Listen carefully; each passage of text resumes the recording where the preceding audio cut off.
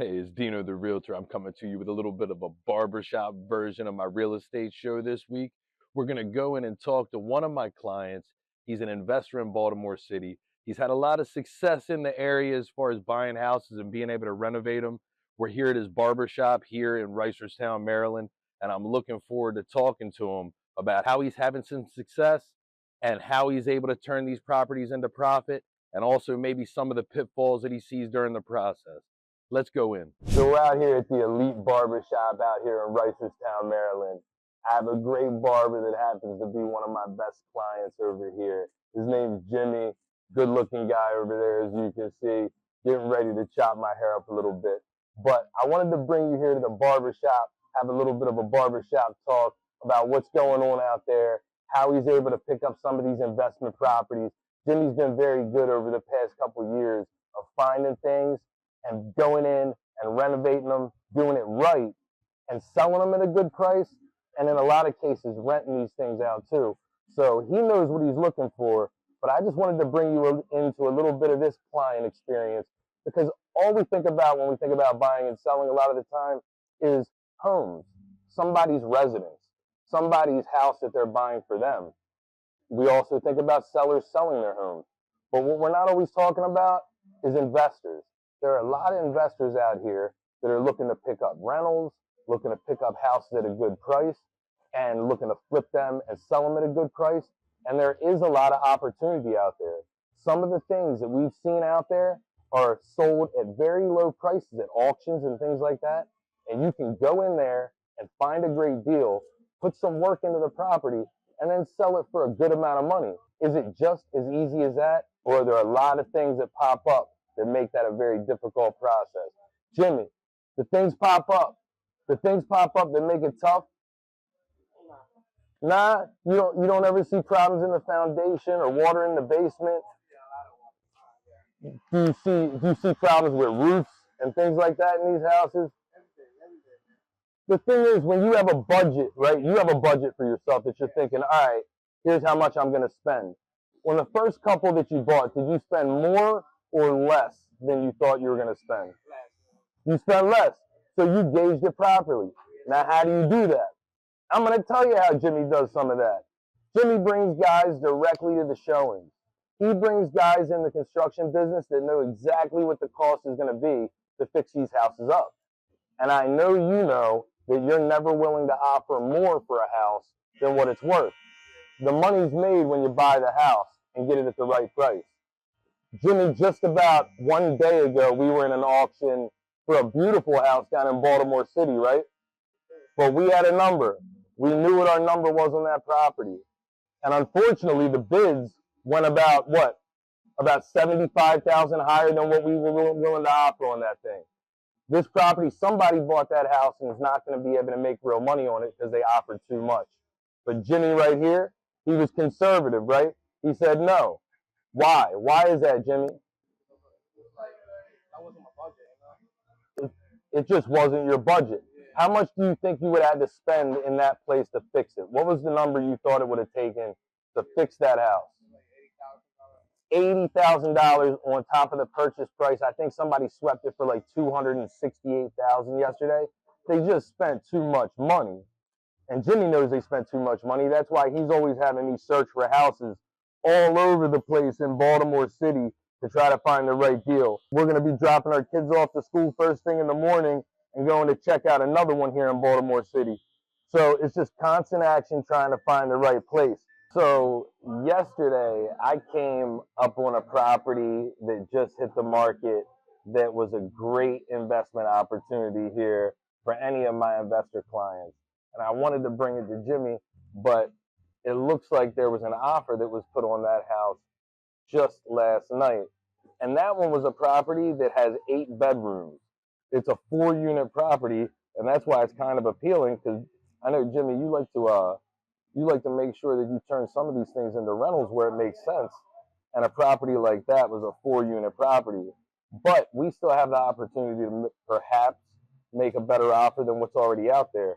So these are the little things. We're going to go check that property out tomorrow morning as well, maybe sometime tomorrow in the afternoon, just to see if there's a shot, if we can get into this thing. It's listed at a good price. and it could be a great investment opportunity. But one of the things I like the most about investors like this guy is they're never pressed on one property. It's all about finding the right one, and it's all about being smart. And that's what this guy likes to do. But we're still going to go check that thing out tomorrow. Now, let me ask you this, Jimmy. Let me ask you something. When you're looking at these houses and you find things at auctions and stuff like that, what is it that you're looking to avoid when you find houses? Is it sometimes neighborhood? Is it condition? What are the things that are important?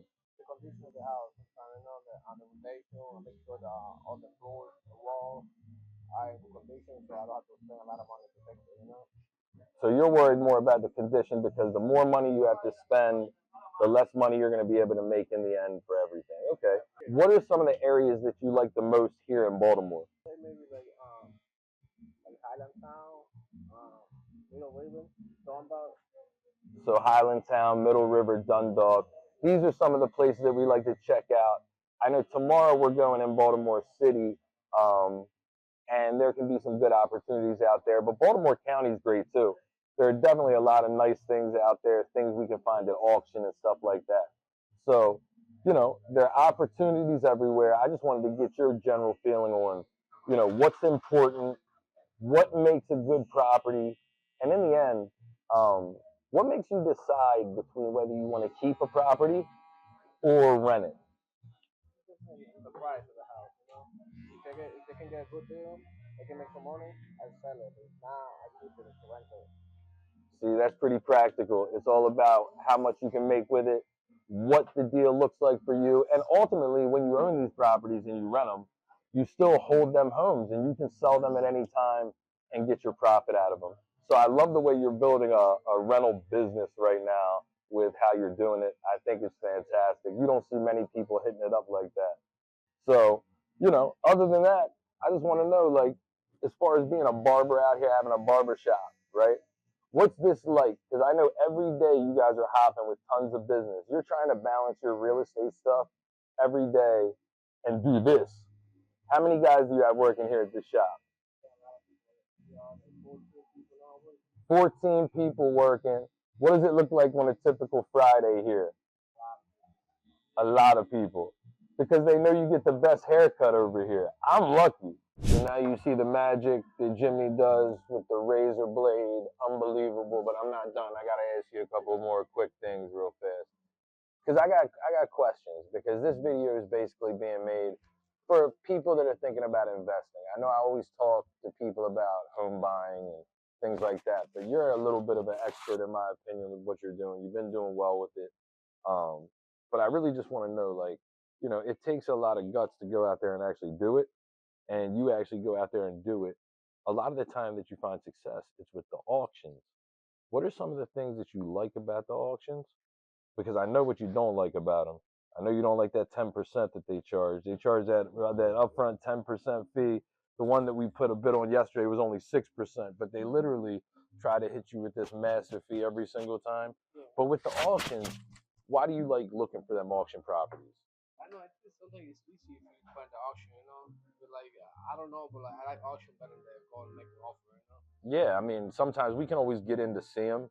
We'll always be able to go in and check them properties out. And I know you personally, you're able to like go on there online and monitor the bids and see exactly what it is. And like yesterday, like I said, you showed a lot of control. You said, nope, I'm not going to offer more on this house than what it's worth. And that's what you have to do consistently. So, I'm just thinking about people that want to invest. I know you've done well with it. What's the number one piece of advice you would give a new investor that's thinking about picking up one house to fix and flip? All it needs money. All it needs is money. Money. You need the cash. Money and the right people to work, So you need money and the right team of people to work. Yeah. Now, when it comes down to it, do you prefer to use cash when you buy, or do you prefer to use the bank's money to buy these properties? Sometimes cash, sometimes use bank money, It just depends. Yeah, it's all depends. Like if you're buying like multiple properties, so I prefer use the bank, Yeah, absolutely. Leverage the bank's money so you can get more and make more profit. As long as you're doing it smart and you're being careful with how you're going about the loans, making sure that you're not in over your head as far as payments are concerned, it can be huge for you. I just wanted to chronicle one of the success stories out here, and that's this guy, Jimmy, who owns this barbershop here. It's a fantastic little place if you can check around. I know you hear a lot of Dominican music playing. He's got great Dominican roots. This is a great guy. So I just wanted to bring you in the barbershop. Oh, he's spritzing me up. He's spritzing me up. I don't even know about that. That burned a little bit. It burned a little bit. But I just wanted to say thank you to Jimmy. Thank you for the haircut. And thank you for being a great client. My man, I love you. So we're leaving the barbershop, and I just wanted to talk about what we were here talking about here today. We just wanted to go through some of the processes for an investor that's going to go think about buying a house. I know that Jimmy, he's been very good, so I just wanted to go and talk to him about it here at the barbershop. I had to get chopped up anyway and cleaned up. So I hope that you found some of this personal experience from Jimmy good, something that you could draw from, something that you could think about if you're an investor. But I do want to caution anybody. It's not easy to just go out there and purchase a home and make some money on it just because you just want to invest and you think you're going to buy a house and fix it and sell it. A lot of research goes into it. You want to check, make sure that you're not buying some type of lemon per se, something that's not going to be good for you down the road. I do know that in some of the transactions that me and Jimmy have dealt with in the beginning, like I said, there were some curveballs. There were some things out there that made it very difficult for him to make some money on these properties. He still was able to do it, but some things pop up. And if you're not prepared and you're not ready for something to go wrong, you legitimately can cost yourself so much money during these things. So make sure you're dealing with the right agent. Make sure you're checking out every little thing that could potentially go wrong so you know where your profit is, what it's going to look like. I know with Jimmy personally, we had a property that we liked very much, but then we got into the nitty gritty and we found out that there were all types of lead paint problems that had to be remediated that was going to cost $50,000 or $60,000 by the time they were done. And if he would have put an offer in on that house, he would have lost out on a whole lot of money. But we made sure that didn't happen. We made sure that he didn't make that offer on that property and that we moved on to the next one. That's why these situations are so dangerous if you're not careful. If you're not careful about what's going on, you can legitimately find yourself in a horrible situation. So you got to make sure properties like that, you have houses like that that have lead paint in them, you don't want to mess with stuff like that. It's not good for you. There was another situation where we had squatters that were in a property that we wanted to make an offer on. And we found out they had no intention to leave ever. And that was going to be a big legal process. It takes 6-9 months to get them out of the house. And that's just a loss. It's a loss all the way around. So you just have to make sure that you know what you're doing when you look at these properties, because not every one is going to be a moneymaker, and some of them could really hurt you bad if you're not careful. But if you have the right eyes and you have the right patience and you have a little bit of money behind you and a good crew of people that can fix stuff up, there is money to make. There is money to make in this market right now. But like I said, be very careful. There are success stories, and then there are stories of absolute doom where things have gone bad for people. So you just want to be careful. I hope you've enjoyed this barbershop experience. Please take a second, like, subscribe, and give me a comment. I look forward to talking to you the next time.